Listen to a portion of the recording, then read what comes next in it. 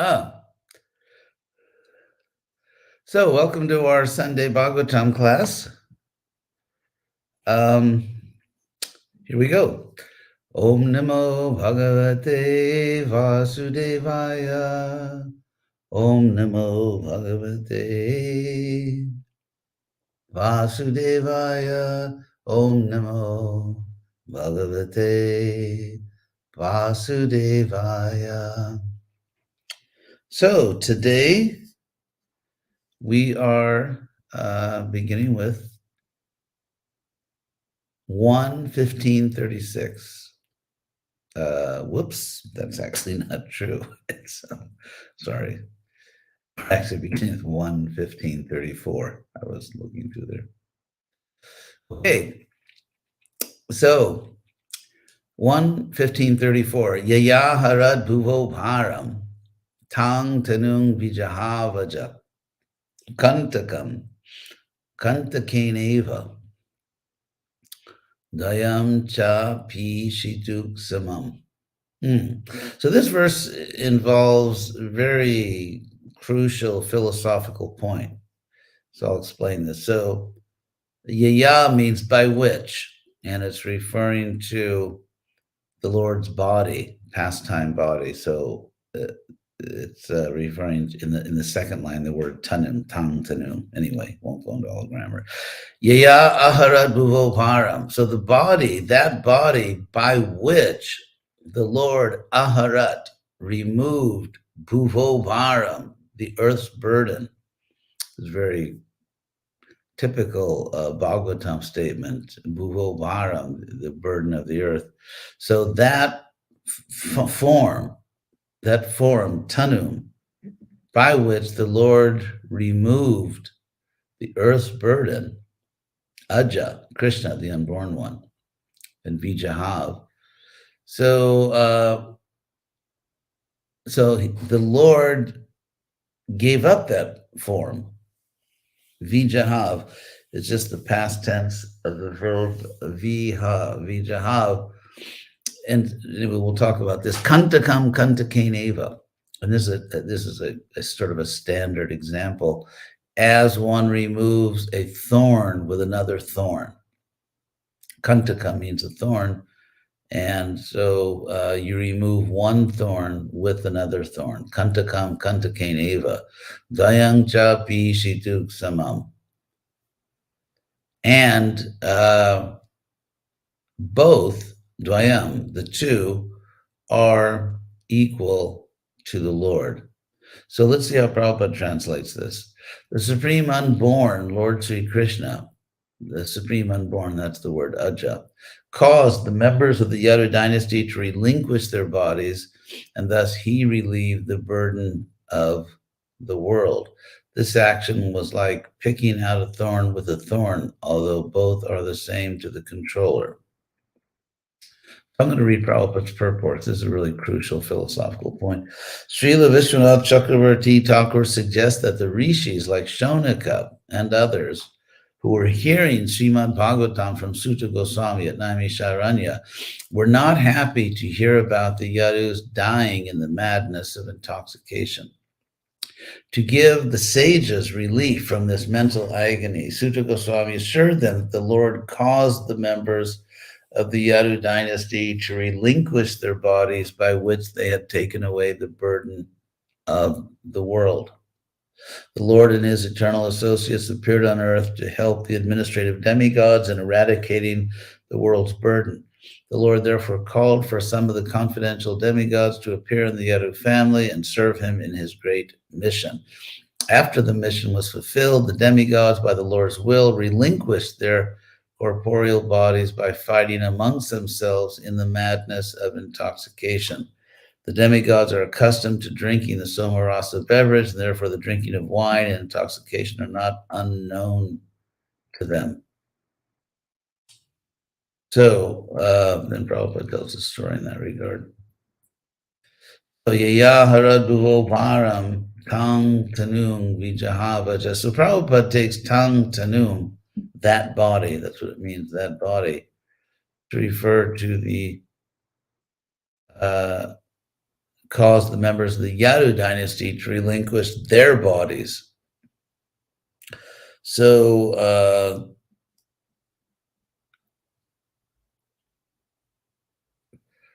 anyway, otherwise one could take it grammatically to mean the Lord relinquished his body, and which is the most literal sense of this. And then, of course, we know that Krishna has an eternal body. So what does this mean? And the fact that, I mean, Prabhupada's translation is not wrong. It's not wrong, but it's not the main. I mean, the proof is in the next verse. The next verse, 35, says, Yatha Matsyadi Rupani, Datte Jayad Yatha Nataha, just as, or like an actor, like a theatrical actor, the Lord accepts and gives up Rupani, forms, that's just the plural of Rupa, forms such as Matsya, etc., Matsya, the Lord fish. So clearly the members of the Yadu dynasty don't appear as fish. And so Krishna, here speaking about Krishna, so Bhubhara Kshapito Jaina, so that body by which the earth's burden was destroyed, the Lord then gave up that body. So what does this mean?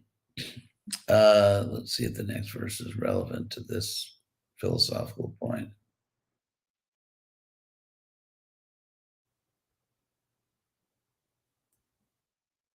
Well, the next verse says, Yada Mukundo Bhagavan Imang Mahing Jahal. So when Lord Mukunda gave up this earth, or left this earth, Swatanva, with his own body, Shavaniya Satkataha, the Lord, the descriptions of whom are to be heard because they're spiritual. Tada Ahar, then Aharev, at that very moment, or on that very day, Apratibuddha Chaita Sangha Bhadrahetu Kaliran Bhavartata. On that very day, the cause of evil, the cause of bad thing, inauspiciousness, Kali Yuga followed. So the Lord left and Kali came in on that same day.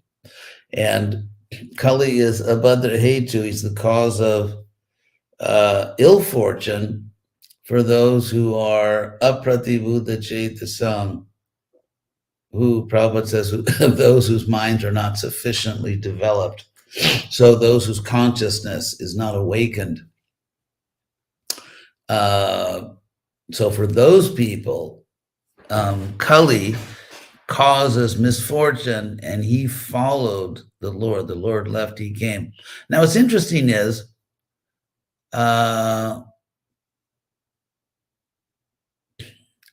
it said here that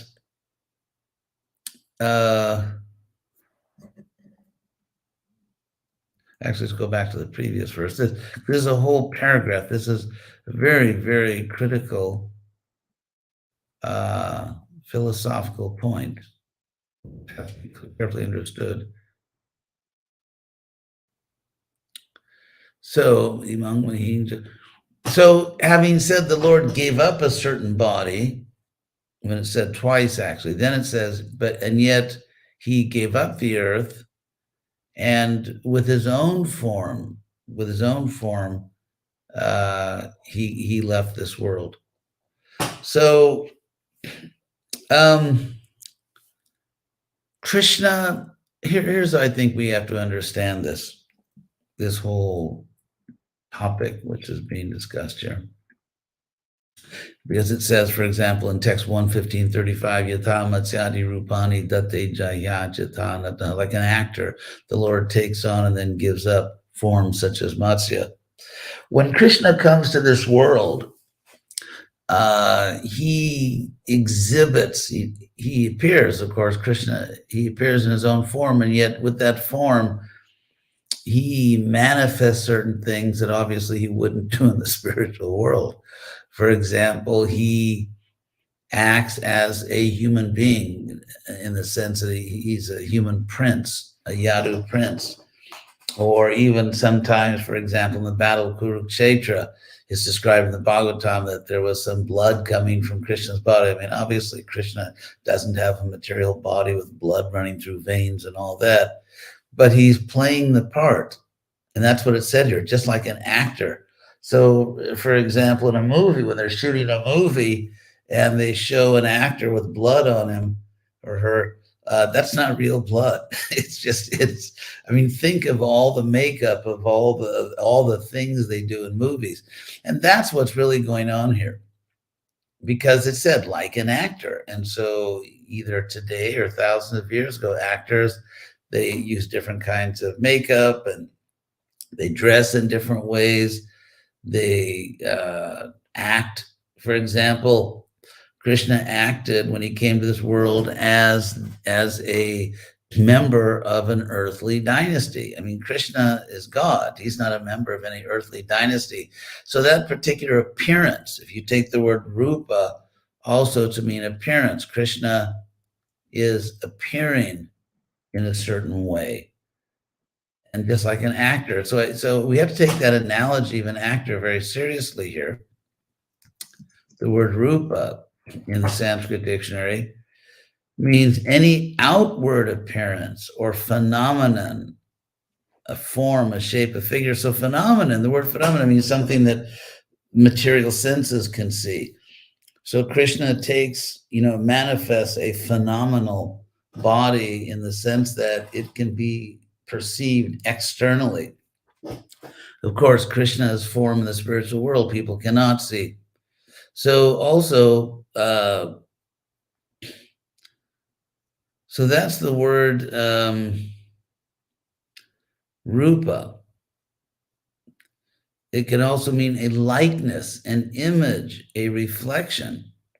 So all these things are rupa. So when it says that the Lord, gave up a rupa, it can also mean in Sanskrit, he gave up a likeness of his eternal form or an image. So if you think of the word image, this is, serious philosophy. That's why I want to go into it seriously. If you think of the word image, English, it means a representation of the external form of a person or thing, a visible impression. So what Krishna gave up in that sense, because we can translate the word rupa as form, but it's more than that. We have to be careful we don't get caught up in English words, which do translate the Sanskrit, but not with absolute precision. So on a very delicate philosophical point regarding Krishna's form, we do have to go to the Sanskrit to get the most precise understanding possible. So Krishna is not visible to ordinary people, but he made himself visible. And not only did he make himself visible, but he, like an actor, sometimes there will be blood, sometimes there will be sweat. We hear about Krishna sweating on the battlefield, which made him look very handsome, of course, on the battlefield of Kurukshetra, or manifesting a form where sometimes he appears to be attached to his family or this or that. So Krishna is and over again, the Bhagavatam is telling us this is theater. This is theater. Krishna is acting. And so that theatrical costume, you could say, or that theatrical appearance is what Krishna gave up, because the word rupa can mean appearance, the image. And so Krishna gave up an appearance. He didn't actually, he doesn't give up his eternal body because that's Krishna, but he gave up a particular appearance in this world. Anyway, I think that's clear. I wanted to be precise about explaining this. So when, for example, text 115:35 says, Jata Matsyadi Rupani Datte Jaya, when the Lord accepts, or the Lord, just as the Lord accepts and then actually, the word jayat is very interesting. Anyway, I'm going to all the grammar. Gives up forms or appearances such as the fish. So these are appearances the Lord takes on and then gives up. So, and 36, I also translated. So verse 37, so Yudhisthira's text 1:15:37, Yudhisthira's tat parisarpanam buddha purecha rastrecha grahi tatatmani vibhavya lobhanrata jima hingsanadya dharma chakram gamanaya paryadhat. So, parisarpanam, it's second, Yudhisthira's tat parisarpanam is a very interesting word, which I want to talk a little bit more about because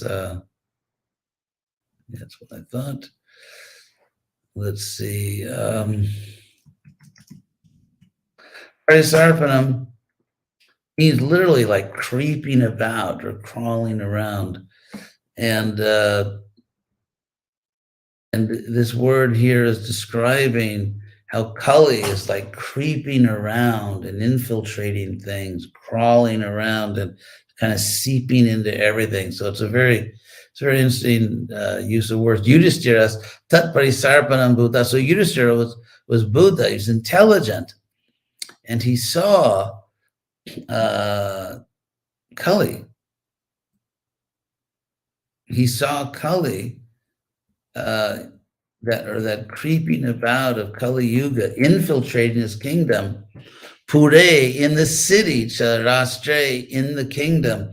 So it's like sort of like town and country, in the city, in the country, Grihe in his home, Tata Atmani, and similarly, even in himself, he could, and not that Yudhisthira became a Kali Yuga person, but he could feel the pressure, he could feel the influence of Kali coming. And vibhabya lobhandra tajima hingsanadya dharma chakram.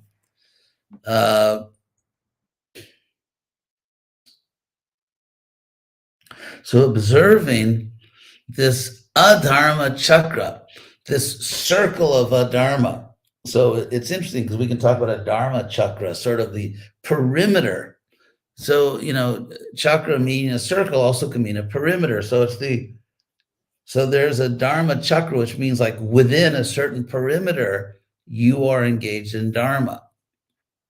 Within a certain, as long as you don't go beyond the boundaries. But here it's said adharma chakra, a perimeter of adharma, of irreligion. So Yudhisthira observed this, consisting of lobha, greed, anrata, lying, jima, just being deceitful, cheating, hingsana, violence, like harming people unnecessarily, and etc. So this was the adharma chakra. This was the perimeter. This was the cycle. Prabhupada says a vicious circle or vicious cycle of adharma. So he noticed this creeping all around his kingdom. It's a very vivid word. Pari means around, and sarpana means crawling or creeping. So pari sarpana. So he noticed this, all these bad qualities. He noticed them creeping all around his kingdom, in the capital, in the city, out in the countryside, and in his own home, and in himself. And so, therefore, pariyadat, he determined or prepared himself to leave. Gamanaya means to leave. And so pariyadat, Prabhupada translates it as dressed himself. So because pari means again around and da means placing, so kind of like putting everything on. So he said he just prepared himself, dressed himself to leave because he realized it's time to go. That I participate with Krishna in Dwapara Yuga. Dwapara Yuga has now ended, really. So Yudhisthira, who lived his whole life at the end of Dwapara Yuga, but now uh, he's actually in the Kali Yuga. So Yudhisthira is looking around and thinking, I am out of here. I'm gone, because he realizes that the Yuga has changed and he's not supposed to be there. So immediately he prepares to leave. So we'll stop there for today. I think these are very interesting verses. And getting toward the end of this chapter. Next Sunday we'll begin with 1:15:38. So now I will check to see if there are any questions.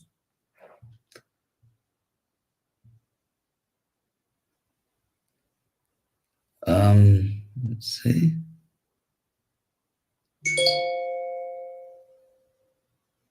Oh, I was just informed that there are no questions. Okay, that's all right. You don't have to ask questions.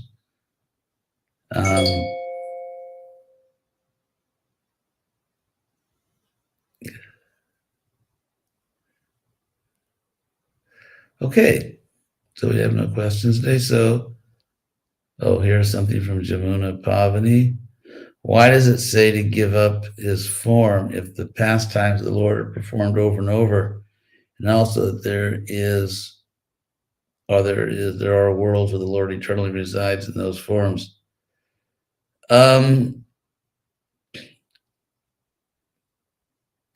Krishna gave up, we can also understand that Krishna gave up the form on this planet because, as we know, Krishna's pastimes rotate. So Krishna gave up that form in this world.